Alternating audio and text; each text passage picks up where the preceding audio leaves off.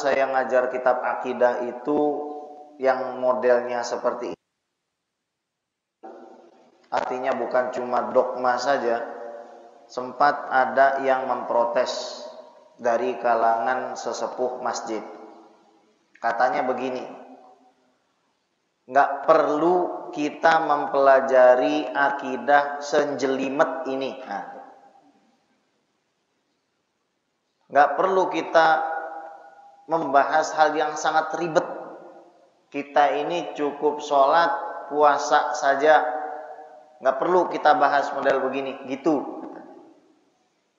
Tapi kalau antum buka Sahihul Bukhari hadis ke-18 dan 19, di situ diterjemahkan maknanya oleh Imam Ibnu Hajar Al-Asqalani bahwasannya untuk meningkatkan keimanan seseorang tidak cukup dengan amal.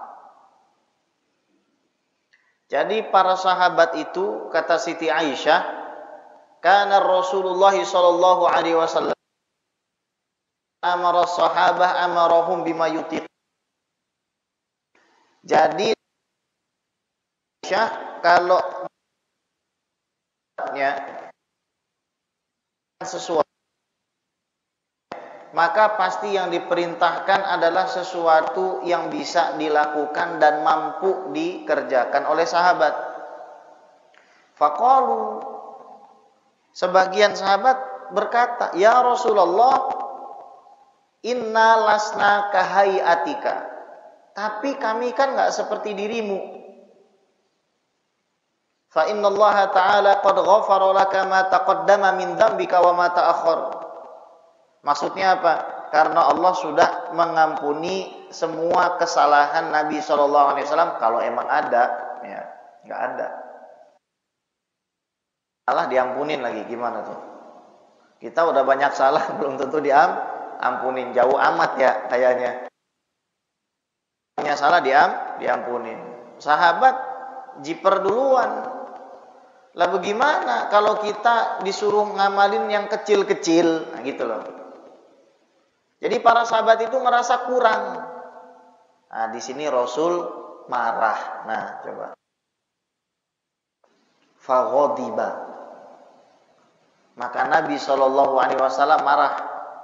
Hatta yadharul ghadab fi wajhihi, sampai orang itu bisa ngelihat wajah Nabi senang. Makanya ketika ada orang minta,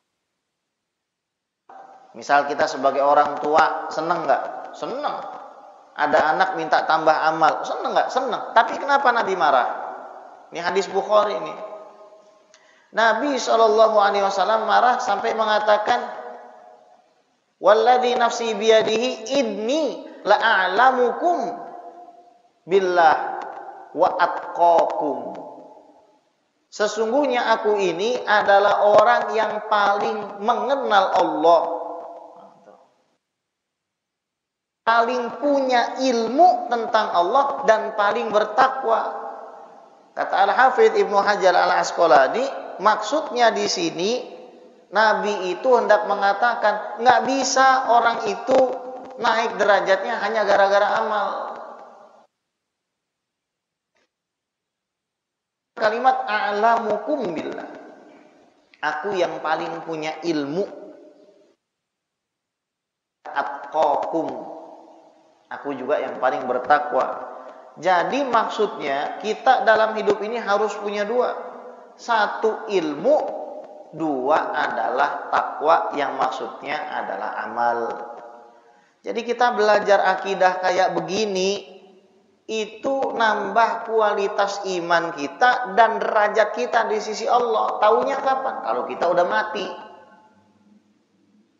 Kalau nanti kita sudah mati, duduknya kita di majelis ilmu seperti ini akan mengangkat derajat kita. Sayyidil Walid Habib Ali bin Abdurrahman As-Segaf mengatakan, kalau seandainya manusia ini tahu apa yang mereka akan temui dan dapatkan setelah kematian mereka di dalam majelis ilmu, tahu fadilah dan pahalanya yang akan mereka dapatkan dan tuai karena mereka rajin ke majelis ilmu, pasti mereka saling bunuh-bunuhan hanya untuk datang ke majelis ilmu. Ini nggak ribet. Kenapa?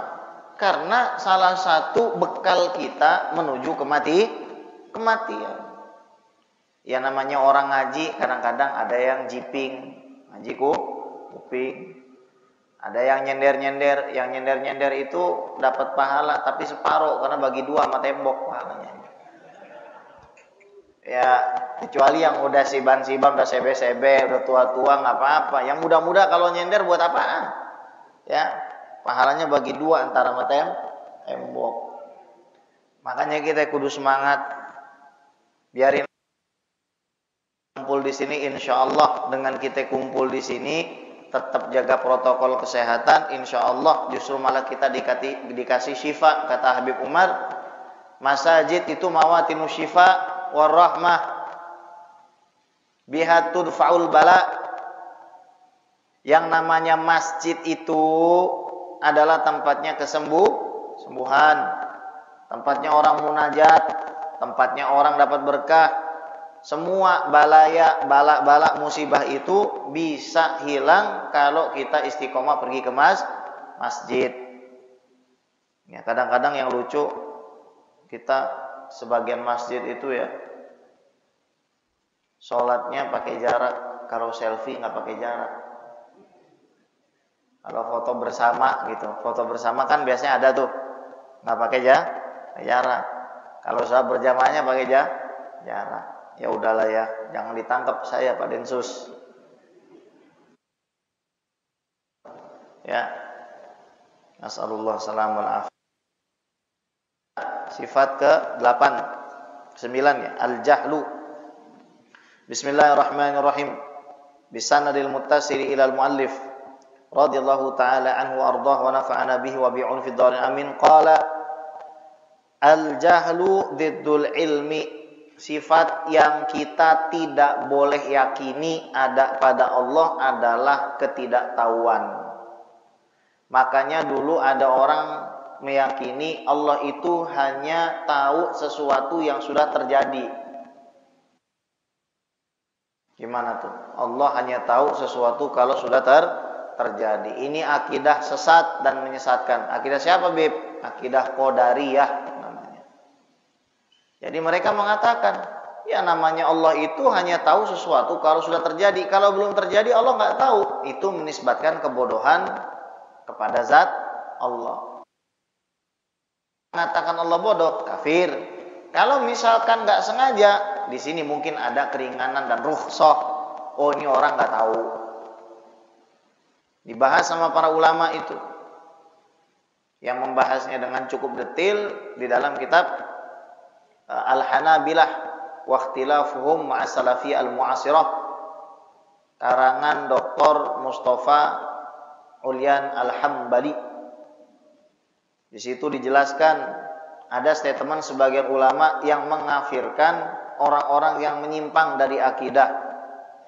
Tapi akhirnya ditimpali bahwasanya mereka jangan sampai kita hukumi kafir serta-merta kafir. Nggak tahu, tapi tetap aja namanya orang nggak tahu dosa besar karena dia tidak mau belajar ilmu agama. Jadi jangan sampai kita Allah nggak tahu sama kebutuhan kita. Kemarin saya baru pulang dari Kalimantan, ya Kalimantan, bukan kali di situ ada mantan, bukan, ya ke Kalimantan haul Kiai Haji Mahfud Amin bin Kiai Haji Muhammad Ramli bin Kiai Haji Muhammad Amin, muridnya Syekh Yasin Fadani, bikin pesantren namanya Ibnul Amin di Pamangkih.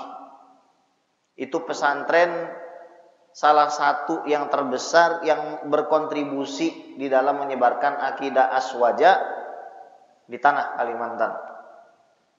Sebelum dari situ saya di Banjarmasin. Dari tahun 2019 saya ingin bertemu dengan salah seorang yang perasaan saya beliau ini adalah salah satu wali yang mastur. Jadi begitu saya dikirimi fotonya tahun 2019 oleh sepupu saya Al-Habib Aziz Assegaf, ketua Robitoh Padang, Robitoh Alawiyah Padang. Dan tiba-tiba saya diundang ke Kalimantan Tengah, Pangkalan Bun. Ketika sampai langsung saya tanya, antum kenal nggak dengan Habib Fulan? Saya tidak mau sebut namanya karena saya dilarang sebut nama beliau oleh beliau. Dan ketika kami berfoto berdua dan ada beberapa ustadz yang ikut saya foto berdua, fotonya hilang dari kamera. Beliau tuh kalau di depan orang gini aja, senyum gitu. Umurnya masih muda, 45. Senyum gitu. Tapi kalau sudah berdua, karena yang lain pada saya usir-usirin, lu ngapain di sini? Udah, sana, udah salaman kan, udah ustadz itu. Nah, ketika sudah berdua, baru keluar dikit-dikit tuh, dikit-dikit. Salah satu yang paling mengena dalam hati saya,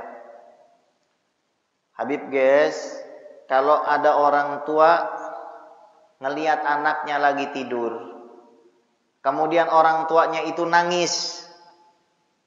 Kenapa nangis, Beb? Karena khawatir terhadap masa depan anaknya nggak ada yang ngurus, ketahuilah itu dari setan. Kalau kita ngelihat anak kita terus kita nangis, siapa yang ngurusin kamu nanti di masa depan? Itu setan. Orang beriman, Allah Subhanahu wa taala enggak akan menelantarkan dia punya keturunan. Itu keyakinan yang benar. Setan mah masih tahu nanti anakmu enggak bisa apa-apa, kamu miskin, anakmu nanti ditakutin terus kita. Asyaitanu ya'idukumul faqra wa ya'murukum bil fahsya. Setan itu nakut-nakutin terus. Kita prinsipnya cuma satu. Apapun yang terjadi sama kita, COVID nggak COVID, Allah sudah tahu. Jadi pandangan mata kita tuh jernih, Pak. Apapun, gimana pun keadaan kita. Tapi istri gue nyolot, Bib. Nah, ini lagi nih. Kata Abu Ya Said Muhammad bin Al bin Abbas Al-Maliki, kalau istri kurang bersyukur, maka suami harus jadi orang yang lebih baik dan memaklumi. Kenapa? Karena istri itu barang bengkok yang gak akan pernah lurus. Mohon maaf ibu-ibu. Abu ya, kalau istri kita marah, kalau istri kita ngamuk, kita cukup punya sifat taghaful atau pura-pura nggak paham. Ini aja. Jangan kan kadang ini nggak apa-apa. Kenapa? Karena dengan kesabaran kita itu kita bisa masuk surga. Di surga nggak ada lagi model begitu. Biarin aja perempuan mah. Iya.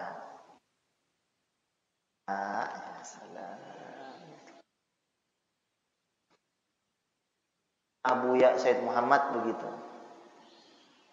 Jadi kenapa ar-rijalu qawwamuna 'alan nisa? Ini bahkan ada seorang habib yang ngomong. Mohon maaf nih ibu-ibu, bukan saya yang ngomong, tapi bisa kita renungkan. Seandainya seorang suami badannya berlumuran darah dan sang istri membersihkan darahnya itu dengan lidahnya, tidak cukup untuk membalas jasa suami. Tapi jangan digunakan dalil, wahai suami. Ini ucapannya khusus istri. Biar istri itu lebih sayang sama suami. Kalau kita sama istri diajarin Abu Ya Said, biarin aja. Dia mau bentak, dia mau marah, nggak apa-apa. Karena la in syakartum la azidannakum. Kalau kita bersyukur ditambah, katanya kan begitu. Jadi urusan cara nambahnya bagaimana itu jangan kita pikirin. Yang kita pikirin adalah bersyukur. Selesai. Jadi jangan sampai kita menisbatkan Allah tuh bodoh. Aduh, kalau sengaja ngomong kayak begitu ya sudah ya, mohon maaf lah, harus syahadat ulang itu. Ya. Satu, berarti ingkar kepada teks Al-Qur'an secara sharih. Dua, ingkar kepada Rasulullah Shallallahu alaihi wasallam secara sharih. Tiga, menisbatkan sesuatu yang enggak pantas disandang oleh Allah Subhanahu wa taala secara terang-terangan. Sharih itu terang-terangan. Enggak bisa seperti itu, ya. Yang ke-10, qala al-maut diddul hayat. Kita enggak boleh menisbatkan kematian pada zat Allah. Oh, Tuhan ini bisa mati. Dulu ada ahli filsafat dari Jerman namanya Friedrich Nietzsche. Dia bilang the God is dead. Tuhan itu sudah mati. Karena melihat apa? Melihat fenomena. Bahwasanya orang-orang gereja itu, ini jangan di ini nanti habis saya nih. Ya, pelecehan agama. Waduh. Orang-orang sebelah sono tuh, tetangga sebelah.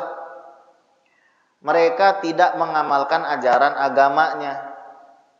Jadi Tuhan itu hanya sebagai sarana dan jargon untuk memperkaya diri. Kalau kita lihat nih, kenapa para habaib, para kiai zaman dulu, itu mereka sukses. Sukses tuh barometer ukurnya banyak. Ilmunya dipakai setelah berabad-abad. Santrinya punya murid di mana-mana. Namanya dikenang setelah tiada. Itu tanda kesuksesan. Karena mereka meyakini bahwasannya dunia ini tidak lebih berharga dari sayap nyamuk. Dunia ini pasti akan sirna. Kullu man 'alaiha fan wa yabqa wajhu rabbika jalali wal ikram. Jadi semua ini bakalan sirna, enggak bakalan ada sisanya. Al-Habib Ali bin Muhammad bin Husain Al-Habsyi Shahibul Maulid, beliau orang yang bisa memberi makan 5.000 santrinya gratis. Kita doain Darul Hasbi bisa begitu. Amin. Iya. Lah caranya bagaimana? Bukan urusan Haji Fikri. Bukan urusan kita. Itu mah urusan Allah. Udah kita ikhtiar aja. Allah tuh sudah selesai pembagiannya. Yang penting kita punya niat. 5.000 dikasih makan gratis. Kenapa? Karena beliau kalau dunia datang ke beliau injak-injak dunia itu. Karena dunia itu Bapak Ibu seperti bayangan. Kalau kita kejar bayangan, dia akan semakin Tapi kalau kita berpaling dari bayangan, kita kabur dari bayangan itu, dia akan datang. Itulah dunia. Semakin antum kejar, semakin dia lari. Semakin antum pergi dari dia, semakin dia akan datang. Coba aja. Jangan pernah bahaslah nambah bini. Tapi berbuatlah baik sama bini. Nanti akan tercetuslah aku ikhlas di madu. Ya salam. Lah bener. Itulah orang yang akhirnya bisa hidup bersama-sama.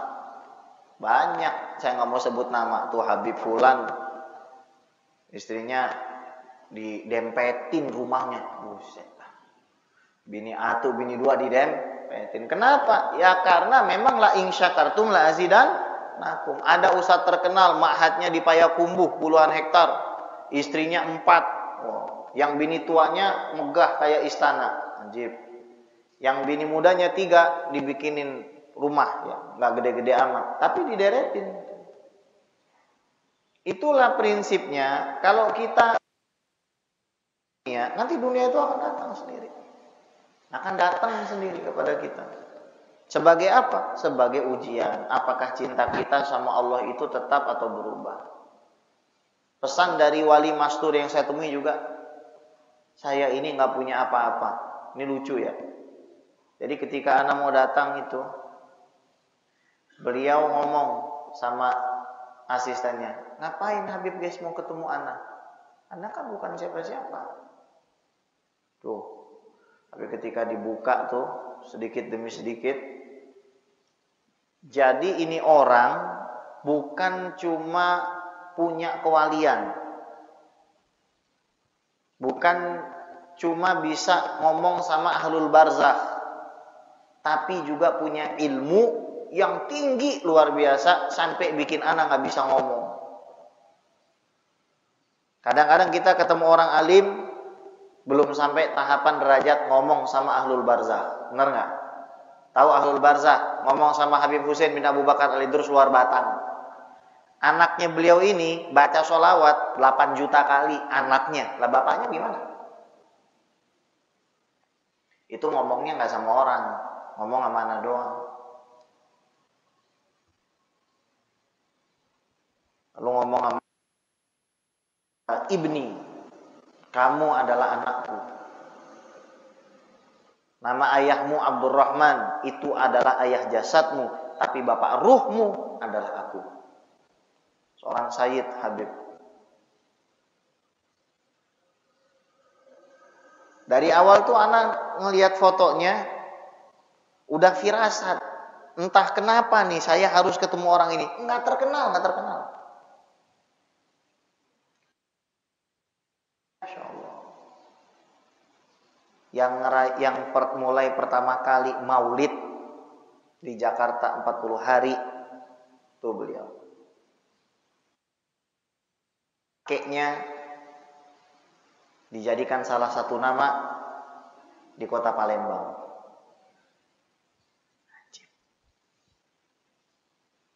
Tuh. Tapi beliau tawadhunya luar biasa. Saya nggak punya apa-apa.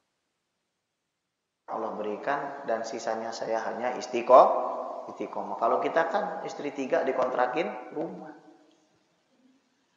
Kalau dia istiqomah beneran.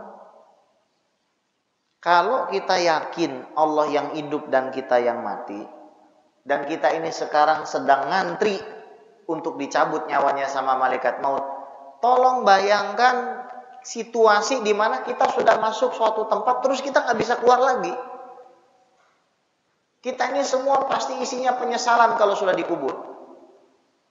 Nyesel kenapa kita nggak ke majelis ilmu, nyesel kenapa lidah kita nggak dipakai baca Quran.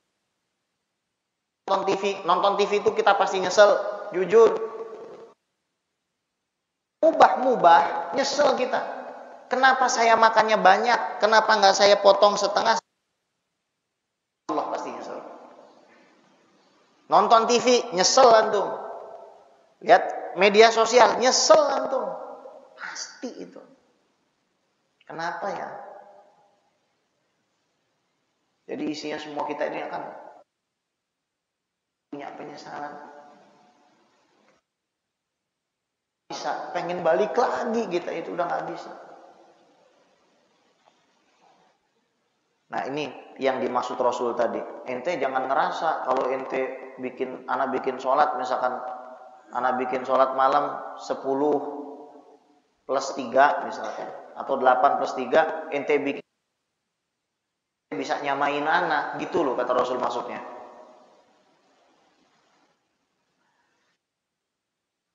Orang yang kenal sama Allah, satu tarikan dia sebut Allah.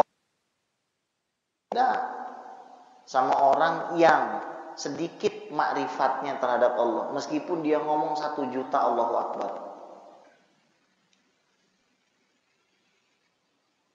Nggak sama. Itu maksudnya Rasul tadi. Jadi belajar ilmu ini supaya apa? Naikin kita, naikin kualitas sholat kita, naikin kualitas kita punya ibadah.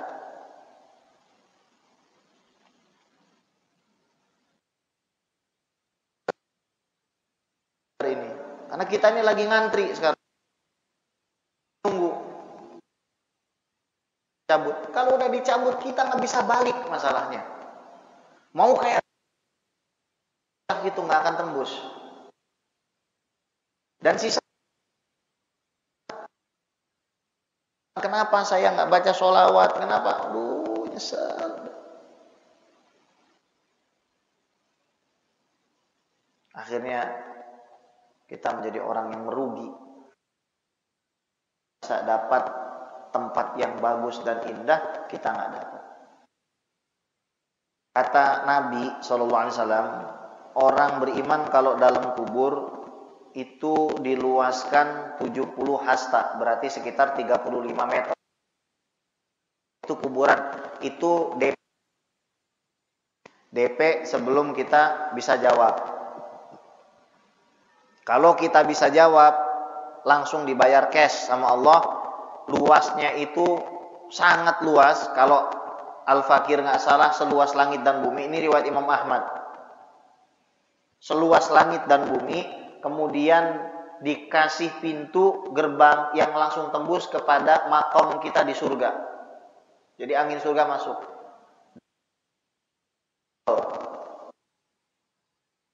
Siapapun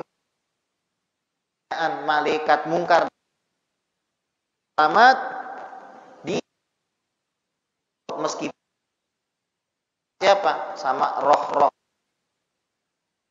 enak. Antum punya rumah mewah, nggak ada teman ngobrol, stres. Tapi ahlul barzakh iman dan dia bisa dikasih sama Allah Subhanahu wa taala kelebihan apa? Bisa ngomong dan punya CCTV terhadap anggota keluarganya. Tidak usah takut Covid terus nggak ada yang nyolatin. Dalam hadis sahih ala syartil Bukhari wa Muslim dan lapis langit itu menyolatkan. Ayolah kita siapin. Biarin aja orang ambil dunia itu. Nggak apa-apa. Kita siapin semua itu. Untuk mengecap.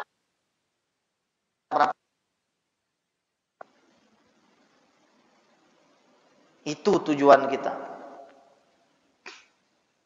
Jangan.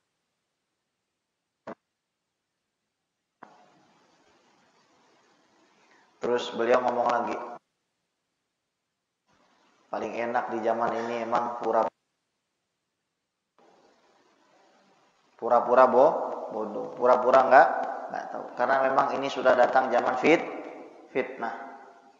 Tapi bagi kita yang memang ditunjuk sama Allah untuk menjawab fitnah tersebut, kita harus jawab. Salah satunya apa? Fitnah ilmu agama semakin hari semakin pupus karena guru-guru sudah pada meninggal. Tinggal Kiai Fakhru, Kiai Sofan,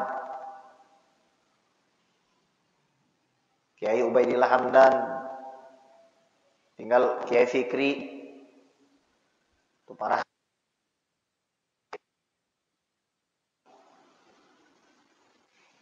Makanya rumah kalau mau dirobohin barang yang bagus kata si Dewa dulu. Jadi kita nggak usah punya ikatan sama dunia ini. Kerja wajib. Kenapa? Ya nabung juga. Ya kan anak istri nabung juga buat pahala. Tapi pandangan ini bukan tempat kita soalnya. Teralihkan gitu. Balikin lagi. Dapat husnul khotimah. Amin ya. Baik. Yang ke-11 sifat mustahil as-samamu diddus sam'. Mustahil Allah itu tuli. Apapun pasti Allah itu udah dengar. Makanya orang yang bermaksiat itu imannya turun. Kenapa? Karena dia bermaksiat. Dia kunci pintunya. Dia potong kabel CCTV-nya. Dia ngerasa dia sudah selamat. Enggak selamat. Lihatnya. Iqra kitabak, baca buku ente. Nah, sekarang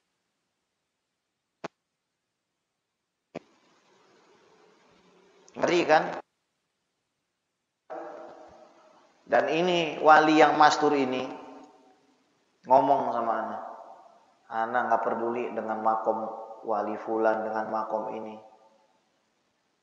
Yang ente harus tahu bahwasanya nanti di hari kiamat di padang mahsyar semua orang ketakutan. Semua orang ketakutan. Dan ana sebagai cucu Siti Fatimah hanya berharap ketika Siti Fatimah jalan, semua orang pada menundukkan kepalanya dan Siti Fatimah berkata kepada ana, "Ya," disebut namanya itu, "taqaddam," maka ana akan maju dengan bangga. Ikatan apa yang kita punya dengan Rasul, ahlu baitnya dan juga sahabatnya? Ikatan apa? Ada nggak ikatan khusus yang kita punya sama mereka itu? Secinta apa kita? Serindu apa kita? Apakah kita anggap mereka nggak ngerti sama kita, nggak lihat sama kita? Mereka semua adalah penolong kita. Pada saat itu nggak bisa lagi, nggak ada yang nyelamatin kecuali orang-orang yang dipilih oleh Allah Subhanahu Wa Taala. Makanya saya kalau baca manaqib aulia, ulama, habaib itu nangis dan malu. Nangis karena zaman sekarang bingung pengen cari orang kayak begitu gimana, di mana. Maka kita berdoalah kepada Allah Subhanahu Wa Taala, semoga kita dipertemukan oleh guru-guru yang seperti itu. Itu orang besar yang menghilang. Dan Habib-habib yang tua di Jakarta kenal sama dia. Belum menghilang. Dan ketika saya nggak sengaja nyebut namanya, saya di WA di satu ceramah di Kalimantan tuh saya di WA sama sepupu saya, Habib Fulan nangis ketika ente sebut namanya. Katanya beliau merasa nggak pantas. Anjir. Kalau kita disebut namanya semakin senang kan? Itu menunjukkan kalau memang beliau ini wali. Sallallahu alaihi Muhammad.